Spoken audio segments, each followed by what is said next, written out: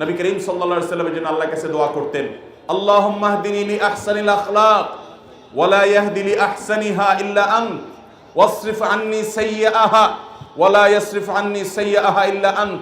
আল্লাহ, আপনার কাছে উত্তম আখলাক চাই, উত্তম আচরণ চাই। আমার আচরণকে আপনি ছাড়া কেউ সুন্দর করতে পারবে না। বদ আখলাক থেকে বাঁচতে চাই। ভাইরা আমার, অনেক নামাজি দেখবেন ব্যবহার অত্যন্ত নিকৃষ্ট। অনেক রোজাদার দেখবেন, দাড়িওয়ালা মানুষ দেখবেন যে মানুষের সাথে আচরণ খুব খারাপ করে।